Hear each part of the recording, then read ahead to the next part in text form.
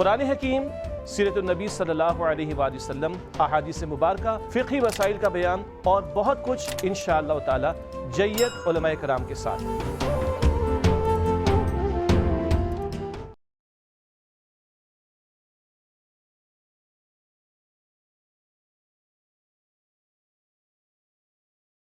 نحمده ونصلي على رسوله الكريم اما بعد بسم الله الرحمن الرحيم اللهم صل على محمد وعلى آل محمد وبارك وسلم رب اشرح لي صدري ويسر لي امري واحلل عقدة من لساني يفقهوا قولي واجعل لي وزيرا من اهلي آمين یا رب العالمین۔ ناظرین کرام السلام علیکم ورحمۃ اللہ وبرکاتہ۔ اللہ تعالیٰ سے دعا ہے کہ آپ جہاں کہیں بھی ہوں، اللہ تعالیٰ آپ سب کو، ہم سب کو اپنے حفظ و امان میں رکھے، عافیت اور سلامتی عطا فرمائے۔ مطالبات قرآن سیریز کا سلسلہ جاری ہے۔ قرآن حکیم کے منتخب مقامات کا ہم مطالعہ کر رہے ہیں، جن کا ایک بڑا اہم مقصد یہ ہے کہ دین کا جامع تصور اور ہماری دینی ذمہ داریاں ہم پر واضح ہوں اور ان کو ادا کرنے کا ایک جذبہ بھی ہمارے اندر پیدا ہو جائے۔ اس تعلق سے آپ کے علم ہے کہ ہم نے سورۃ العصر سے یہ مطالعہ شروع کیا۔ سورۃ العصر میں 4 شرائط کا بیان، ایمان، عمل صالح، تواصی بالحق، تواصی بالصبر کا بیان آیا، اور پھر کئی دروس میں ہم نے انہی 4 شرائط کو مزید تفصیل سے سمجھنے کی کوشش کی۔ اب اس مطالبات قرآن سیریز کی تکمیل تقریباً ہوا چاہتی ہے، اور آخری حصہ ہے جو کہ 6واں حصہ ہے، جو کہ مکمل سورۃ الحدید کے مطالعے پر مشتمل ہے، جو انشاءاللہ ہم تقریباً 7 دروس میں مکمل کریں گے۔ آج سورۃ الحدید کا مزید مطالعہ آپ کے سامنے رکھیں گے انشاءاللہ تعالی، اور یوں سورۃ الحدید کی چند اور آیات بھی ہمارے سامنے آئیں گی۔ گزشتہ مرتبہ آپ کو یاد ہے کہ ہم نے آیت نمبر 7 تا 11 سورۃ الحدید مطالعہ مکمل کیا تھا، جہاں دین کے تقاضے ہمارے سامنے آئے تھے انفاق اور ایمان کے تعلق سے، بلکہ ایمان اور انفاق کے تعلق سے۔ آج ہم یہ جانیں گے کہ جو ان تقاضوں پر عمل کرے ان کا حسین انجام کیا ہوگا، اور جو دین کے تقاضوں سے فرار اختیار کرے ان کا برا انجام کیا ہوگا۔ یہ موضوع آج کی نشست میں انشاءاللہ تعالی ہمارے سامنے آئے گا، چنانچہ نوٹ کیجئے گا۔ حصہ ششم ہے، 6واں حصہ ہماری اس پوری سیریز کا، اور درس سوم اس کا 3واں درس ہے۔ سورۃ الحدید کو ہم نے موضوع دیا ہے یا عنوان دیا ہے امت مسلمہ کے ذمہ داریاں، اور آج انشاءاللہ سورۃ الحدید کی آیات 12 تا 15 کا ہم مطالعہ کریں گے۔ یوں یہ 6 حصے کا 3واں درس ہے جو آج ہم انشاءاللہ تعالی زیر مطالعہ لائیں گے۔ ہم سب کی یاد دہانی کے لیے 6واں حصہ امت مسلمہ کی ذمہ داریاں اس عنوان سے، اور آج پوری سیریز کا 37واں درس ہے، دین کے تقاضے اور انجام آخرت۔ یہ بیان آئے گا ابھی سورۃ الحدید کی آیات 12 تا 15 کی روشنی میں۔ باقاعدہ آج کے درس کا آغاز کرتے ہیں۔ اعوذ باللہ من الشیطان الرجیم، بسم اللہ الرحمن الرحیم۔ یوم تری المؤمنین والمؤمنات یسعی نورہم بین ایدیہم وبایمانہم بشراکم اليوم جنات تجری من تحتها الانہار خالدین فیہا ذالک هو الفوز العظیم۔ صدق اللہ العظیم۔ یہ سورۃ الحدید کی آیت نمبر 12، ابھی آگے چل کر ترجمہ و تشریح بھی آپ کے سامنے رکھیں گے انشاءاللہ تعالی۔ آیات کا تجزیہ مستقل ہم آپ کے سامنے رکھتے ہیں۔ آج انشاءاللہ ہم آیات 12 تا 15 سورۃ الحدید، آیات 12 تا 15 کا مطالعہ کریں گے، جس میں دین کے تقاضے اور انجام آخرت کا ذکر ہمارے سامنے آئے گا۔ گزشتہ مرتبہ دین اسلام کے تقاضوں کا ذکر آ گیا تھا، ایمان اور انفاق۔ حقیقی ایمان اور انفاق ہر وہ شے جس میں اختیار دیا کہ اس کو لگانا اللہ کی بندگی اور اللہ کی بندگی کے نظام کو قائم کرنے کی جد و جہد کے لیے۔ ان تقاضوں کو پورا کرنے والے اور پورا نہ کرنے والے، ان کا آخرت میں کیا انجام ہوگا، یہ آج کا موضوع ہے سورۃ الحدید کی آیات 12 تا 15 کی روشنی میں۔ اب آئیے آج کا درس باقاعدہ ہم شروع کرتے ہیں۔ سورۃ الحدید کی آیات 12 تا 15 کا مطالعہ کر رہے ہیں۔ دین کے تقاضے اور انجام آخرت، ان تقاضوں کے اعتبار سے یا تو عمل کرنے والے ہوں گے یا عمل نہ کرنے والے ہوں گے۔ 2 الگ الگ رویے تو 2 الگ الگ انجام بھی ہمارے سامنے آئیں گے۔ مطالعہ شروع کرتے ہیں سورۃ الحدید کی آیت نمبر 12 سے۔ یوم تری المؤمنین والمؤمنات، اے نبی صلی اللہ علیہ وآلہ واصحابہ وسلم، اس روز آپ دیکھیں گے اہل ایمان مردوں اور عورتوں کو، یسعی نورہم بین ایدیہم وبایمانہم، دوڑتا ہوگا ان کا نور ان کے سامنے اور داہنی طرف۔ بشراکم اليوم جنات تجری من تحتها الانہار، کہا جائے گا بشارت ہو تمہیں ان باغات کی بہتی ہیں جن کے نیچے سے نہریں، خالدین فیہا، ہمیشہ رہنے والے ہوں گے ان باغات میں، ذالک هو الفوز العظیم، وہی ہے شاندار کامیابی۔ یہ سچے ایمان والوں کا تذکرہ، ایمان والے مرد ہوں، ایمان والی عورتیں ہوں، ان کا آخرت کا انجام، حسین انجام بیان ہو رہا ہے۔ وہاں ان کے لیے نور بھی ہے اور جنت اور اس کی نہریں بھی ہیں، اور یہی عظیم شاندار کامیابی ہے۔ اللہ تعالی ہم سب کو عطا فرمائے۔ اب آئیے اس آیت کے ترجمے کے بعد اس کی تشریح کا مطالعہ شروع کرتے ہیں۔ پہلا نقطہ، میدان حشر کے خاص مرحلے پل صراط کا ذکر۔ ناظرین کرام نوٹ کیجئے گا کہ پل کا لفظ اردو میں ہے اور انگلش میں PULL وہ کچھ اور پل ہے، لیکن عربی میں پل کا لفظ نہیں آتا، ٹھیک ہے، کیونکہ آپ کو ہمیں معلوم ہے کہ عربی میں پے نہیں ہے، تو پاکستان کو عربی میں پاکستان نہیں کہتے، عربی میں باکستان کہتے ہیں، ٹھیک ہے۔ احادیث میں الصراط کا لفظ آتا ہے، ہم ترجمہ کرتے ہیں پل صراط۔ اللہ تعالیٰ وہاں سے گزرنا ہم سب کے لیے آسان فرمائے۔ کیا بات آ رہی ہے؟ یوم تری المؤمنین والمؤمنات، اس دن تم دیکھو گے مسلمان مومن مردوں اور مومن عورتوں کو، یسعی نورہم بین ایدیہم و بایمانہم، ان کا نور ان کے سامنے اور ان کی دائیں طرف دوڑتا ہوگا۔ یہ اشارہ ہو رہا ہے میدان حشر کے ایک اہم مرحلے الصراط یا پل صراط کی طرف۔ وہاں تاریکی ہی تاریکی ہوگی، اندھیرا ہی اندھیرا ہوگا۔ جس نے دنیا میں ایمان کا نور اور اعمال صالحہ کا نور، یا ایمان اور جہاد کا نور، یا ایمان اور انفاق کا نور، یا ایمان اور عمل کا نور تلاش کیا ہوگا، وہاں اس کو یہ نور میسر آئے گا۔ اللہ ہم سب کو عطا فرمائے۔ تو یہاں ذکر آ رہا ہے مومن مردوں کا اور مومن عورتوں دونوں کا۔ اگلا نقطہ، اس راستے کو طے کرنے کے لیے ضروری ہے کہ انسان کے پاس نور ہو۔ احادیث میں ذکر آتا ہے جہنم اس کے نیچے ہے، اللہ اکبر، اس کے اوپر سے الصراط یہ پل ہے، جو وہاں سے گزرا وہ اللہ کے فضل سے گزرے گا اور جنت پہنچے گا، اللہ کے فضل سے پہنچے گا۔ اللہ تعالیٰ الصراط سے گزرنا، پل صراط سے گزرنا ہم سب کے لیے آسان فرمائے، اور اللہ ہم سب کو جنت الفردوس تک پہنچا دے۔ البتہ وہاں الصراط اس راستے سے گزرنے کے لیے نور یعنی روشنی کا ہونا ضروری ہے۔ اب وہ کون سا نور ہے؟ بتایا جا رہا ہے وہ مومن مرد اور مومن عورتیں ان کے سامنے اور ان کے دائیں طرف ہوگا۔ حقیقی نور انسان کے دل میں سامنے ہوگا۔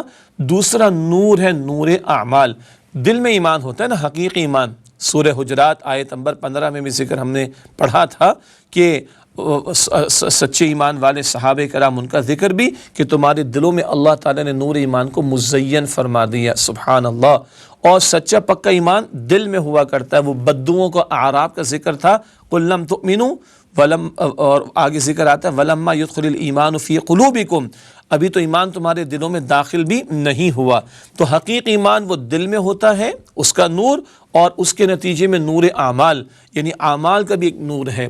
تو نور ایمان اور نور عمل یہ ہو تو یہ نور ہے جو کل قیامت کے دن کی تاریکیوں میں بالخصوص الصراط والصراط سے گزرنے کے موقع پر کام آئے گا۔ اللہ مجھے آپ کو ہم سب کو نور ایمان اور نور عمل عطا فرمائے۔ اچھا، ذکر ہے کہ ان کی دائیں طرف ہوگا، سبحان اللہ۔ دایاں ہاتھ اس کا تذکرہ یا دائیں سمت کا تذکرہ یہ خیر کے اعتبار سے بھی آتا ہے۔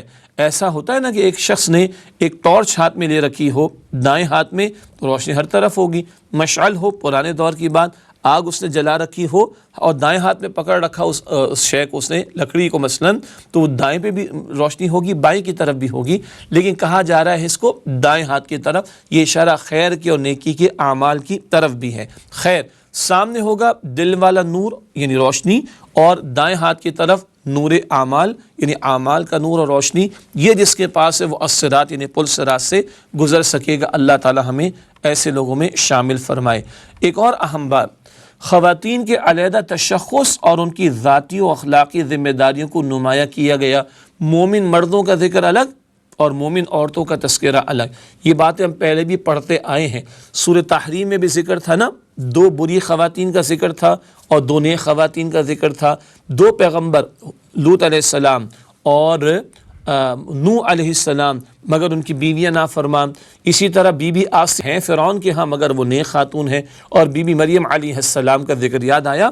وہاں بھی ہم نے سمجھا تھا کہ عورت کا ایک علیحدہ تشخص ہے۔ گھر کا نظام چلانے کے لیے عورت کو مرد کے تابع رکھا گیا، لیکن اس کا اپنا اخلاقی تشخص ہے، ذاتی اپنا تشخص ہے۔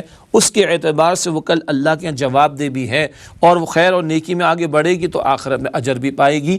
تو عورتوں کا علیحدہ تشخص اور ان کی ذاتی اخلاقی اور ذاتی حیثیت میں کل کی پیشی، اس کے تعلق سے ان کی ذمہ داریوں کو نمایاں کیا گیا۔ اور ایک اور اہم بات کیا ہے اس تعلق سے، اور وہ یہ ہے کہ آخر میں ذکر آئے آیت کے کہ ذالک هو الفوز العظیم، یہی عظیم کامیابی ہے۔ کون سی؟ کل کی کامیابی، وہ اصل کامیابی ہے۔ دنیا میں تو بعض انبیاء علیہم السلام شہید کر دیے گئے، دنیا میں کئی مرتبہ ایمان والوں پر زندگی اجیرن ہو گئی، دنیا میں کئی مرتبہ ایمان والوں کی محنتوں کا ظاہری نتیجہ سامنے نہ آیا۔ یاد رہے دنیا امتحان کا موقع ہے، آخرت نتیجے کا موقع ہے۔ ذالک هو الفوز العظیم، جو ادھر کامیاب ہوا، جو تاریکی میں کل نور پا لے، جو الصراط سے گزر جائے، جو پل صراط سے گزر جائے، جو جنت پہنچ جائے، یہ ہے اصل کامیابی کا معاملہ۔ تو نصب العین سوائے آخرت کی فلاح اور اللہ کی رضا کی کوئی نہ ہو۔ میں اور آپ کوئی نیک عمل کیوں کریں؟ اللہ راضی ہو جائے۔ آیت البر میں ہم نے سمجھا تھا نا، توحید کا تعلق کیا ہے نیکی سے؟ اللہ کی خاطر عمل کرنا ہے۔ آخرت کا تعلق کیا ہے نیکی سے؟ اجر آخرت میں چاہیے ہے۔ دنیا عمل کا موقع، آخرت نتائج کا موقع۔ نگاہ رہے آخرت کی زندگی کی طرف، اللہ تعالیٰ راضی ہو جائے، آخرت میں کامیابی مل جائے، یہ ہے آپ کی میری زندگی کا نصب العین۔ ناظرین کرام، میں ایک بات عرض کرتا ہوں کہ اکثر و بیشتر آج مادہ پرستی کا، مٹیریلزم کا اس قدر ہم پر غلبہ ہے کہ روحانیت کہیں دبی ہوئی ہے، اور مقصود اول تو اللہ کی ذات ہے، مقصود اصلی اللہ کی ذات ہے، اور مقصود اصلی تو آخرت کی کامیابی ہے۔ کئی مرتبہ ہماری نگاہوں کے سامنے بات نہیں رہتی، ہماری ڈسکشن میں نہیں رہتی، حتیٰ کہ خیر کے اعمال کے دوران بھی بات سامنے نہیں رہتی، حالانکہ ہمیں معلوم ہے کہ انما الاعمال بالنیات، اعمال کی قبولیت کا دار و مدار، نیکیوں کی قبولیت کا دار و مدار نیتوں پر ہے۔ اللہ ہمیں کل کا یقین عطا فرمائے، نور ایمان، نور عمل عطا فرمائے، اور آخرت کی کامیابی کو پیش نظر رکھتے ہوئے آج اللہ تعالیٰ اور اس کے رسول علیہ السلام کی کامل اطاعت کی توفیق عطا فرمائے۔ ایک وقفہ لیتے ہیں، اس کے بعد مزید اگلی آیات کا مطالعہ انشاءاللہ آپ کے سامنے رکھیں گے۔ السلام علیکم ورحمۃ اللہ وبرکاتہ۔ السلام علیکم ورحمۃ اللہ وبرکاتہ۔ ناظرین خوش آمدید کہتے ہیں آپ کو۔ مطالبات قرآن سیریز کا سلسلہ جاری، سورہ حدید کا ہم مطالعہ کر رہے ہیں۔ آیت نمبر 12 کا مطالعہ مکمل ہوا، اب آیت نمبر 13 کا مطالعہ آپ کے سامنے رکھ رہے ہیں۔ سچے پکے ایمان والے، ان کا تذکرہ آیا، ان کے پاس نور ایمان بھی ہوگا، نور عمل بھی ہوگا، اور وہ جو الصراط ہے، پل صراط، وہاں سے اللہ کے فضل سے گزر جائیں گے، اور وہی آخرت کی کامیابی، اصل کامیابی۔ یہ بیان آیت نمبر 12 کے ذیل میں ہمارے سامنے آیا۔ اب اگلی آیت ہے آیت نمبر 13، یا منافقین کا ذکر آئے گا جو جھوٹا دعویٰ کرتے تھے ایمان کو اور عمل سے فرار اختیار کرتے تھے۔ مطالعہ شروع کر رہے ہیں سورہ حدید کی آیت نمبر 13 سے۔ ارشاد ہو رہا ہے، اعوذ باللہ من الشیطان الرجیم، بسم اللہ الرحمن الرحیم، یوم یقول المنافقون والمنافقات للذین آمنوا، اس روز کہیں گے منافق مرد اور عورتیں ایمان والوں سے، انظرونا نقتبس من نورکم، ہمارا انتظار کرو تاکہ ہم لے لیں تمہارے نور میں سے کچھ حصہ، قیل ارجعوا وراءکم فالتمسوا نورا، کہا جائے گا لوٹ جاؤ اپنے پیچھے دنیا میں اور تلاش کرو نور، فضرب بینہم بسور لہ باب، پھر حائل کر دی جائے گی ان کے درمیان ایک دیوار جس میں ہوگا ایک دروازہ، باطنہ فیہ رحمت وظاہرہ من قبلہ العذاب، اس دیوار کی اندرونی جانب رحمت ہوگی اور اس کے سامنے باہر کی جانب عذاب ہوگا۔ یہ سورہ حدید آیت نمبر 13۔ اب منافقین کا ذکر ہے، منافق مرد، منافق عورتیں، ایمان کے جھوٹے دعوے دار، دلوں میں ایمان نہیں، عمل، جہاد، انفاق سے فرار، دین کے تقاضوں پر پکار لگ رہی ہے، لبیک نہیں کہتے۔ کل ان کا حشر کیا ہوگا؟ حسرتیں ہوں گی، اور کل تاریکیاں ہوں گی، ان تاریکیوں میں ایمان والوں سے نور مانگیں گے، کہہ دیا جائے گا جاؤ دنیا میں جا کے نور تلاش کرو، عمل کا موقع دنیا میں تھا، آخرت میں تو نتائج کا موقع۔ پھر ایک دیوار ہوگی، دیوار کی ایک طرف عذاب جہنم، اور جہنم بہت بڑی، اللہ ہم سب کی حفاظت فرمائے، اور ایک طرف اندرونی جانب رحمت ہوگی، جہاں جنت ہے، اہل ایمان وہاں پہنچیں گے۔ اللہ ہمیں جہنم سے محفوظ رکھے، اللہ تعالیٰ ہمیں جنت الفردوس عطا فرمائے۔ اب آئیے اس آیت کریمہ کی تھوڑی تشریح آپ کے سامنے رکھتے ہیں۔ سورہ حدید کی آیت نمبر 13 کی تشریح کے تعلق سے پہلا نقطہ، ان لوگوں کی بے بسی اور انجام بد کا بیان جنہوں نے دنیا میں دین کے تقاضوں سے پہلو تہی کی۔ یاد ہے آپ کو سورۃ المنافقون کا ہم نے مطالعہ کیا، چوتھے حصے میں نفاق کیا ہے؟ زبان پر کچھ، دل میں کچھ، دو رخا پن، دو منہ والا ہونا، ظاہر میں کچھ، باطن میں کچھ۔ منافقین دعوے دار تھے، کلمہ پڑھتے تھے، کبھی کبھی اپنے ایمان کا جھوٹا دعویٰ اس کو سچا ثابت کرنے کے لیے نمازوں میں بھی آتے، مگر قرآن پاک کہتے ہیں ان کے دل میں ایمان نہیں، اور عمل سے فرار اختیار کرتے، جہاد سے فرار اختیار کرتے، انفاق سے فرار اختیار کرتے۔ ان منافق مردوں اور منافق عورتوں کا تذکرہ اور ان کی بے بسی اور انجام بد کا بیان، جنہوں نے دنیا میں دین کے تقاضوں سے پہلو تہی کی۔ نوٹ کیجئے گا، آج دین کے تقاضے میرے اور آپ کے سامنے ہیں۔ ہم سے بھی کہا جا رہا ہے تم ایمان کیوں نہیں لاتے، ہم سے بھی کہا جا رہا ہے تم انفاق کیوں نہیں کرتے، ہم سے بھی مطالبہ کیا جا رہا ہے قول و فعل کا تضاد چھوڑو، ہم سے بھی مطالبہ کیا جا رہا ہے پورے کے پورے دین پر عمل کرو، ہم سے بھی تقاضا کیا جا رہا ہے ایمان لاؤ جہاد کرو، ہم سے تقاضا کیا جا رہا ہے ایمان لاؤ عمل صالح کرو، ہم سے تقاضا کیا جا رہا ہے ایمان لاؤ اور انفاق کرو۔ ہمارے سامنے بھی تقاضے ہیں، تو جو فرار اختیار کرے ان کا برا انجام اس مقام پر بیان ہو رہا ہے۔ ایک حدیث مبارک ہے الصراط کے موقع کے تعلق سے بھی نبی علیہ السلام نے وضاحت عطا فرمائی۔ سنن ابی داؤد میں یہ روایت موجود ہے، آپ صلی اللہ علیہ وآلہ وسلم نے یہ ارشاد فرمایا ہے، 3 جگہ تو کوئی کسی کو یاد نہیں کرے گا۔ حضرت عائشہ صدیقہ رضی اللہ تعالی عنہا کو نبی علیہ السلام نے فرمایا 3 جگہ تو کوئی کسی کو یاد نہیں کرے گا۔ ایک، وزن اعمال کے وقت جب اعمال کو تولا جائے گا، دوسرے اعمال ناموں کے ملنے کے وقت جب اعمال نامے ڈسٹریبیوٹ ہوں گے، اور تیسرے پل صراط پر، الصراط اس پل پہ سے، پل صراط سے، الصراط سے جب گزرنا ہوگا، کوئی کسی کو نہیں پوچھے گا۔ اور قرآن کریم ایک مقام پر سورہ مریم کی آیت نمبر 95 میں فرماتا ہے وَكُلُّهُمْ آتِيهِ يَوْمَ الْقِيَامَةِ فَرْدًا، اور ان میں سے ہر ایک اکیلے اکیلے اللہ سبحانہ وتعالیٰ کے سامنے پیش ہوگا۔ ہر ایک کو اپنا جواب خود ہی دینا ہے۔ اللہ تعالیٰ مجھے آپ کو ہم سب کو کل کی تیاری کا یقین اور اس تیاری کی بالفعل کوشش کرنے، محنت کرنے کی توفیق عطا فرمائے۔ اگلا نقطہ اس آیت کریمہ میں ہے منافقین کی حسرتوں میں اضافہ۔ کیا حسرتیں ہوں گی؟ کہیں گے منافق مرد اور منافق عورتیں ایمان والوں سے، ایمان والوں کے پاس نور ہوگا، نور ایمان ہوگا، نور عمل ہوگا، کہیں گے تھوڑا سا نور، انظرونا، ذرا رکو تو صحیح، ذرا مہلت تو دو، بھاگے چلے جا رہے ہو، دوڑے چلے جا رہے ہو، نقتبس من نورکم، تھوڑی مہلت دو، تمہارے نور میں سے کچھ اقتباس کر لیں، کچھ نکال لیں۔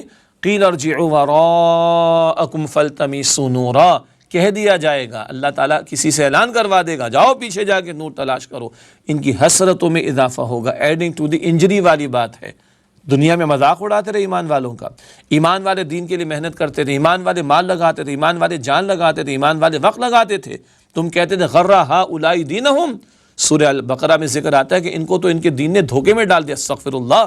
دنیا پرست منافقین حق والے ایمان والوں کا مذاق اڑاتے تھے، ادھر جان لگاتے، ادھر مال لگاتے، ادھر وقت لگاتے، ادھر دوڑے چلے جاتے اور کہتے ہیں ان کا دماغ خراب ہو گیا، استغفر اللہ۔ ان کی حسرتوں میں قیامت کے دن اضافہ ہوگا، جاؤ جا کے دنیا میں نور تلاش کرو، پھر ایک دیوار کھینچ دی جائے گی۔ یہ جنت اور جہنم میں فرق ہو جائے گا، مؤمنوں اور منافقوں کے درمیان فصیل ہوگی، باطنہ فی رحمہ، اندرونی جانب رحمت، یہ جنت والوں کا بیان، وظاہر من قبلہ العذاب، اور بیرونی جانب باہر کی طرف کیا ہوگا؟ معاملہ عذاب ہی عذاب کا ہوگا۔ اللہ تعالی ہمیں جہنم سے محفوظ رکھے، اللہ تعالی مجھے اور آپ کو ہم سب کو جنت الفردوس عطا فرمائے۔ یہاں ذکر آیا بسور لہو باب، وہ ایک دیوار جو کھینچ دی جائے گی، اس کا ایک دروازہ ہوگا۔ اہل سنت والجماعہ کی عقائد میں یہ ذکر بیان کیا جاتا ہے نا، یہ ذکر کی جاتی ہے بات کہ بعض اہل ایمان یا بعض کلمہ گو مسلمان وہ اپنے گناہوں کی سزا کو بھگتیں گے، اللہ تعالی ہم سب کی حفاظت فرمائے، وہ اپنے گناہوں کی سزا کو بھگتیں گے اور پھر ان کو جہنم سے نکال کر جنت میں ڈالا جائے گا۔ دروازہ اسی لیے ہوتا نا کہ ایک طرف سے بندہ دوسری طرف، ایک کمرے سے دوسرے کمرے میں جائے تو آمد و رفت کے لیے دروازہ ہوا کرتا ہے، یہ اشارہ بھی اس مقام پر آیا۔ البتہ بعض مسلمان جو یہ کہتے ہیں چلو جی ہم اپنی جہنم کی سزا کو بھگت لیں گے پھر ہم جنت میں جائیں گے، استغفر اللہ، ہاؤ ڈیئر دے سے دس، اتنا حوصلہ ہے؟ ہم ماچس کی تیلی 2 سیکنڈ 3 سیکنڈ انگلی پر برداشت نہیں کر سکتے، اور نار اللہ الموقدہ، بھڑکائی ہوئی آگے وہ اللہ کی جہنم میں، استغفر اللہ۔ بڑے آرام سے لوگ کہہ دیتے ہیں ہم اپنی سزا بھگت کے چلے جائیں گے۔ یہ بھی سنو بھائی، احادیث مبارکہ میں ذکر ہے جل کر کوئلے ہو چکے ہوں گے، جل کر کوئلے ہو چکے ہوں گے، کسی نہر میں ڈال کر ٹھنڈا کیا جائے گا، پھر تو اللہ پہلے مرحلے میں ہی ہمیں جنت میں داخلہ عطا فرما دے جہنم سے بچا کر۔ قرآن پاک بتاتا ہے سورہ آل عمران کی آیت نمبر 185 کے آخر میں فَمَنْ زُحْزِحَ عَنِ النَّارِ وَأُدْخِلَ الْجَنَّةَ فَقَدْ فَازَ، جو جہنم کی آگ سے بچایا گیا اور جنت میں داخل کیا گیا یقیناً وہ کامیاب ہوا۔ اللہ تعالی ہمیں جنت الفردوس عطا فرمائے، جہنم سے محفوظ رکھے، اور یہ جو حسرتیں بیان ہو رہی ہیں منافقین کی، ان حسرتوں سے اللہ ہمیں بچائے۔ اور آج موقع ہے نور ایمان، نور عمل، حقیقی ایمان اور انفاق کے تقاضوں کو پورا کرنا۔ اللہ مجھے اور آپ کو ہم سب کو اس کی توفیق عطا فرمائے۔ جی اگلی آیت سورۃ الحدید کی آیت نمبر 14، ارشاد ہو رہا ہے یُنَادُونَهُمْ أَلَمْ نَكُنْ مَعَكُمْ، وہ منافقین پکاریں گے ان اہل ایمان کو، کیا ہم دنیا میں تمہارے ساتھ نہ تھے؟ قالوا بلا، وہ مسلمان جواب دیں گے کیوں نہیں، وَلَكِنَّكُمْ فَتَنْتُمْ أَنفُسَكُمْ، اور لیکن تم نے خود کو دنیا کی محبت کے فتنے میں ڈالا، وَتَرَبَّصْتُمْ، اور تم ہمارے احکامات پر عمل کے حوالے سے تاخیر کرتے رہے، وَارْتَبْتُمْ، اور تم جزا و سزا کے حوالے سے شک میں پڑ گئے، وَغَرَّتْكُمُ الْأَمَانِيُّ، اور تمہیں کچھ خوش کن خواہشات نے دھوکے میں ڈال دیا، حَتَّى جَاءَ أَمْرُ اللَّهِ، یہاں تک کہ اللہ کا حکم تمہاری موت کا فیصلہ آ پہنچا، وَغَرَّكُمْ بِاللَّهِ الْغَرُورُ، اور اللہ کے بارے میں تم ایک بڑے دغاباز شیطان نے دھوکہ دیا۔ یہ سورہ حدید کی آیت نمبر 14 کا ہے ترجمہ۔ آئیے اس کی تشریح کا آغاز کرتے ہیں، پھر انشاءاللہ ایک بریک بھی لیں گے۔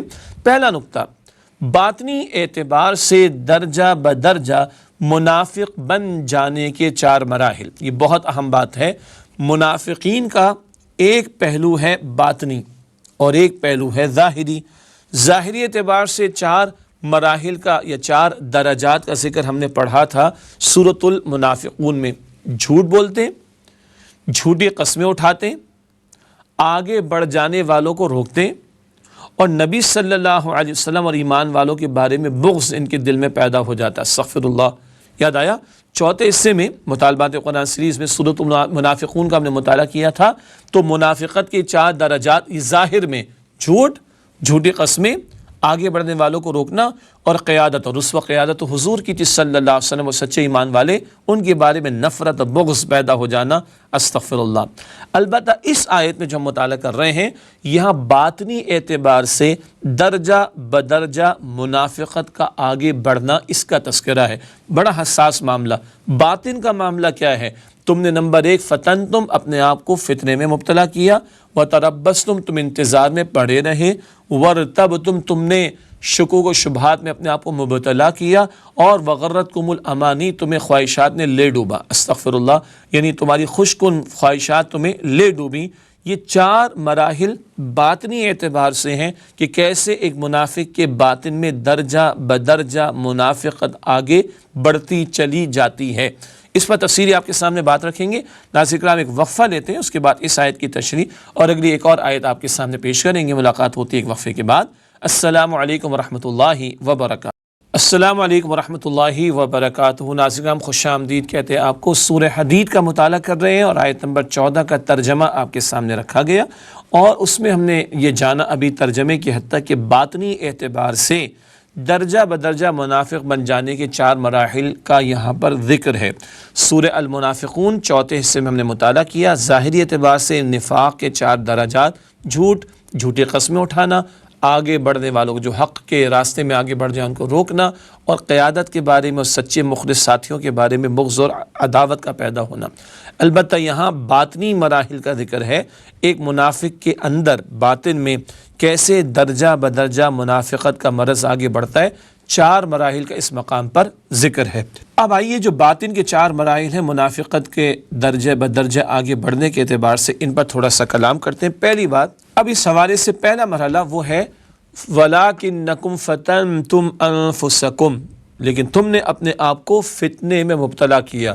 اپنے آپ کو فتنے میں مبتلا کرنا کیا ہے؟ قرآن کریم فرماتا ہے، سورہ تغابن میں بھی ہم نے پڑھا، آیت نمبر 14 میں دوسرے حصے میں، انما اموالکم و اولادکم فتنہ، بے شک تمہارے مال اور تمہاری اولاد فتنہ ہے، آزمائش کا ذریعہ۔ کہیں مال کمانے میں حلال حرام کی تمیز ختم تو نہ کر دی، کہیں مال کی محبت میں ڈوب کر اللہ تعالیٰ کے احکامات کو فراموش تو نہ کر دیا، کہیں اولاد کی جائز ناجائز ہر حاجت کو پورا کرنے کے چکر میں دین کے احکامات کو توڑ تو نہ دیا، کہیں گھر والوں کی دنیا بنانے کے چکر میں دین کو فراموش تو نہ کر دیا، کہیں دنیا ہی دنیا خیر ہو جائے، اس میں بھلائی ہو جائے، اس میں اچھائی ہو جائے اور وہ خوب سے خوب تر ہو جائے، یہاں تک تو لگے رہے مگر دین کے بارے میں فکر ہی نہیں۔ یہ کیا ہے؟ خود اپنے آپ کو فتنے میں مبتلا کرنا۔ حلال کما کر گھر والوں کی کفالت کرو، ٹھیک ہے، اور دین کے لیے وقت بھی دو، دین کے لیے کھپاؤ لگاؤ اپنے آپ کو، ٹھیک ہے، لیکن حلال کمانے میں شاید اپنے آپ کو کھپا رہے ہو، یا حلال حرام کی تمیز ختم کر دو، بس گھر والوں کی خواہشات پورا کرنے میں لگ جاؤ، دین کو کر دو تم فراموش، دنیا کی فکر ہے، آخرت پیش نظر نہ ہو، اللہ تعالیٰ کے دین کی مغلوبیت کا تمہیں کوئی افسوس نہ ہو اور لگے ہو دنیا میں آگے سے آگے بڑھنے میں، یہ اپنے آپ کو فتنے میں مبتلا کرنا باطن کے اندر۔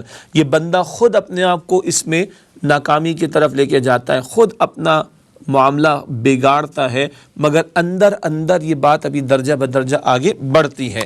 اگلا نقطہ، وَتَرَبَّصْتُمْ، اور تم گو مگو کا شکار رہے۔ کیا مطلب؟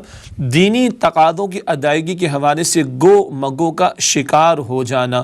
یہ گو مگو کا معاملہ کیا ہے؟ ہاں ذرا حالات بہتر ہوں گے تو میں راہ خدا میں خرچ کر دوں گا، ذرا معاف کیجئے گا مجھے، ریٹائرمنٹ ہو جائے گی میں بہترین صلاحیت دین کے لیے لگاؤں گا۔ سبحان اللہ، بھائی ریٹائرمنٹ کا مطلب کیا ہے کہ تم کسی قابل نہیں ہو، اب لگاؤ گے کیا دین کے لیے؟ الا ماشاء اللہ، بعض 70-80 برس میں بھی دین کی محنت کر رہے ہوتے ہیں الحمدللہ، بٹ جنرلی اگر ہم بات کریں عموم کے اعتبار سے، تو کیا ہے؟ اللہ کے دین کے تقاضوں پر عمل کرنے میں تاخیر کرنا۔ ذرا بچیوں کے ہاتھ پیلے ہو جائیں، چاہے کروڑوں لگانا پڑ جائیں، پھر میں دین کے لیے وقت لگاؤں گا۔ بچے کا کیا جو تم لگاؤ گے بھائی، ناؤ اینڈ نیور والی بات ہے، جسٹ ڈو اٹ والی بات ہے، ابھی نہیں تو کبھی نہیں والی بات ہے۔ لیکن کیا ہے؟ گو مگو کا معاملہ، تاخیر کرنا، تقاضے سامنے ہیں، مال لگانا، وقت لگانا، جان لگانی، کبھی ہجرت کا تقاضا، کبھی انفاق کا تقاضا، بھاگ رہے ہیں، فرار اختیار کر رہے ہیں، ڈیلے کر رہے ہیں، یہ ہے جس سے بندہ گو مگو کی کیفیت میں مبتلا ہوتا ہے، اور یہ ایک درجہ آگے بڑھا، پہلے خود فتنے میں مبتلا کیا، اب تاخیر کر کے، تاخیری حربے استعمال کر کے گو مگو کی کیفیت میں پڑھ کر یہ منافقت باطن میں اور آگے بڑھتی ہے۔ اگلا نقطہ، تیسرا مرحلہ، وَارْتَبْتُمْ، اور تم شک میں مبتلا ہو گئے۔ یہ تیسرا مرحلہ کیا ہے؟ ذہن میں شکوک و شبہات کا گھر کر لینا۔ دیکھیے، باطن میں جذبات اچھے ہوں، ایمانی کیفیات، تو ظاہر پر اس کے اثرات پڑتے ہیں، خارج میں ماحول اچھا ہو تو باطن پر اثرات پڑتے ہیں۔ اچھی محافل سے ایمان کی کیفیات بڑھتی ہیں، تو بری محافل سے باطن کی کیفیات بگڑتی ہیں۔ جب بندہ خود فتنے میں مبتلا، گو مگو کی کیفیت کا شکار، اللہ کے تقاضوں پر، دین کے تقاضوں پر عمل کرنے میں تاخیر کر رہا ہے، تو اب اس کا باطن پر، دل و دماغ پر برا اثر پڑتا ہے۔ وہ دین کے بارے میں، دین کے احکام کے بارے میں، شریعت کے تقاضوں کے بارے میں شکوک و شبہات کا شکار ہو جاتا ہے، اور پھر نتیجہ کیا نکلتا ہے؟ نتیجہ نکلتا ہے چوتھا، خود ساختہ خوش کن خواہشات کے دھوکے میں دینی تقاضوں سے غفلت برتنا۔ وغرتکم الامانی، اور تمہیں تمہاری خوش کن خواہشات نے دھوکے میں مبتلا کر دیا۔ ہاں چلے جی، ہم نے کلمہ تو پڑھ رکھا ہے نا، اگر نماز نہیں ادا کرتے، راہ خدا میں مال خرچ نہیں کرتے، قتال فی سبیل اللہ کے میدان میں نہیں جاتے، ہجرت کا معاملہ اختیار نہیں کرتے، دین کی سربلندی کے لیے جد و جہد نہیں کرتے، دین کو غالب کرنے کے لیے محنت نہیں کرتے، تو کیا ہوا؟ کلمہ تو ہم نے پڑھ رکھا ہے نا، ہم تو بخشے بخشائے ہیں۔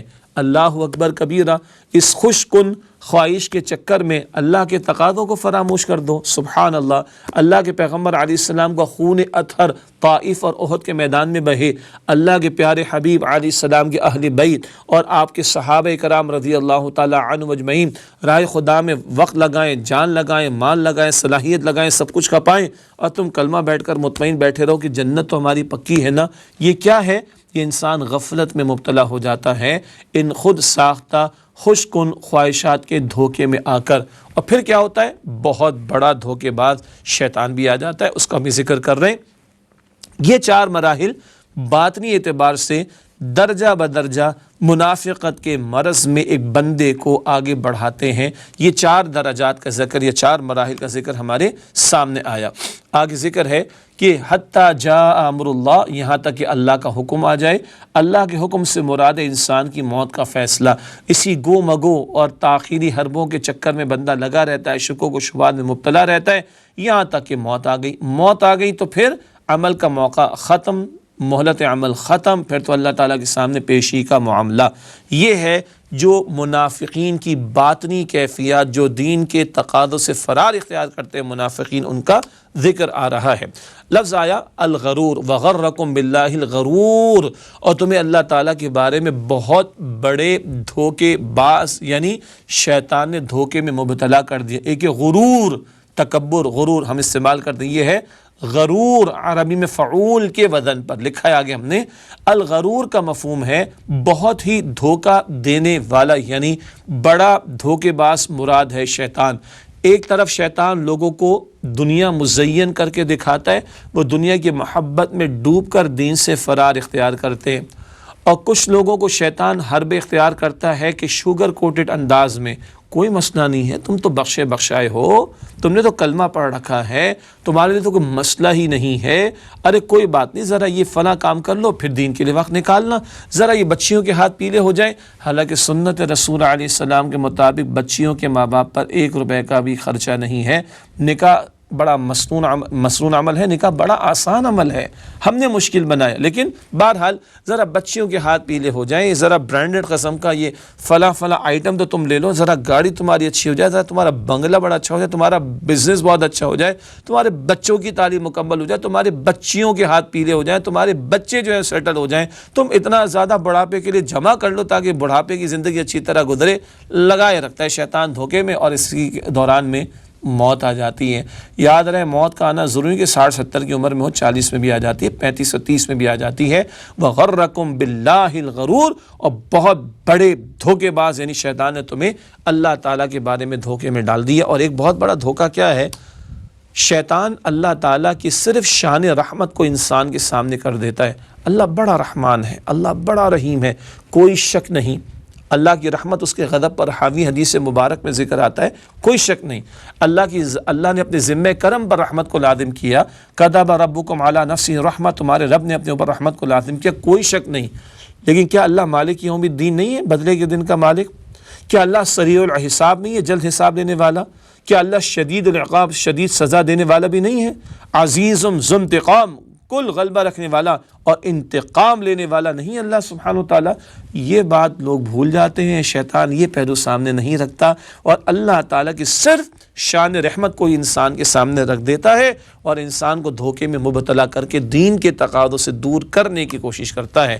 متوازن عقیدہ یہ ہے کہ اللہ رحیم بھی ہے لیکن عزیز ذو انتقام بھی ہے، اللہ تعالیٰ کی دونوں شانیں سامنے رہیں۔ قرآن پاک میں ذکر ہے سورہ ہجر کی آیت نمبر 49 اور 50 میں، نبئ عبادی انی انا الغفور الرحیم وان عذابی هو العذاب العلیم، اے نبی صلی اللہ علیہ وسلم میرے بندوں کو بتا دیجئے کہ میں بڑا بخشنے والا اور مہربان ہوں، اور یہ کہ میرا عذاب بھی دردناک عذاب ہے۔ دونوں شانیں ہیں نا، غفور بھی ہے، رحیم بھی ہے، مگر اللہ کا عذاب بڑا دردناک عذاب ہے۔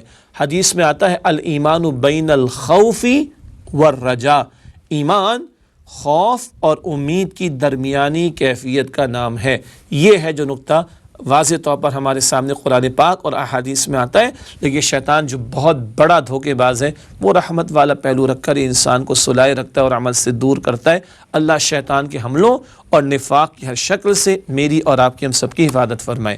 آج کے درس کی آخری آیت ہے سورہ حدید آیت نمبر 15، ارشاد ہوا فَالْيَوْمَ لَا يُؤْخَذُ مِنْكُمْ فِدْيَةٌ، پس اے منافقو آج تم سے کوئی فدیہ قبول نہ کیا جائے گا، وَلَا مِنَ الَّذِينَ كَفَرُوا، اور نہ ہی ان سے جنہوں نے کفر کیا، مَأْوَاكُمُ النَّارُ، تمہارا ٹھکانہ آگ ہے، ہِيَ مَوْلَاكُمْ، وہی تمہاری ساتھی ہے، وَبِئْسَ الْمَصِيرُ، اور وہ لوٹنے کی بہت بری جگہ ہے۔ اللہم اجرنا من النار، اے اللہ ہم سب کو آگ کے عذاب سے محفوظ فرما۔ آخرت کے انجام کے اعتبار سے منافقوں اور کافروں کا ذکر ایک ساتھ ہی کیا جا رہا ہے، چنانچہ اس تعلق سے نقطہ ہے، دنیا میں منافقین مسلمانوں کے ساتھ ہیں، کلمہ پڑھتے ہیں نا تو قانوناً ان کو مسلمان مانا جاتا ہے، لیکن آخرت میں ان کا انجام کافروں کے ساتھ ہوگا۔ کلمہ پڑھتے ہیں، دل میں ایمان نہیں، تو کلمہ پڑھنے کی وجہ سے قانوناً مسلمان مانا جاتا ہے ان کو، لیکن آخرت میں نتیجے کے اعتبار سے کفار کے ساتھ ہوں گے۔ اور سورہ منافقون کے درس کی تشریح میں ہم نے سمجھا تھا، سورہ نساء کی آیت نمبر 145 کے مطابق ان المنافقین فی الدرک الاسفل من النار، منافقین جہنم کے نچلے ترین درجے میں ہوں گے۔ استغفر اللہ، اللہ تعالی ہم سب کی جہنم سے اور نفاق کے مرض سے حفاظت فرمائے۔ انجام منافقوں اور کافروں کا ایک جیسا۔ منافقین کون؟ دین کے تقاضوں سے فرار اختیار کرنے والے۔ اللہ ہمیں دین کے تقاضوں پر عمل کی توفیق دے، حقیقی ایمان اور انفاق اللہ کے کلمے کی سربلندی کے لیے بات ہم نے جانی۔ ناظرین کرام، اسی کے ساتھ حصہ ششم یعنی مطالبات قرآن سیریز کے چھٹے حصے کا درس سوم، تیسرا درس مکمل ہوا۔ امت مسلمہ کی ذمہ داری بیان جاری ہے۔ آج ہم نے سورہ حدید آیات 12 تا 15 کا مطالعہ کیا۔ اگلی نشست میں مزید چند آیات کا مطالعہ آپ کے سامنے رکھیں گے، تب تک کے لیے اجازت۔ وآخر دعوانا ان الحمد للہ رب العالمین، والسلام علیکم ورحمۃ اللہ وبرکاتہ۔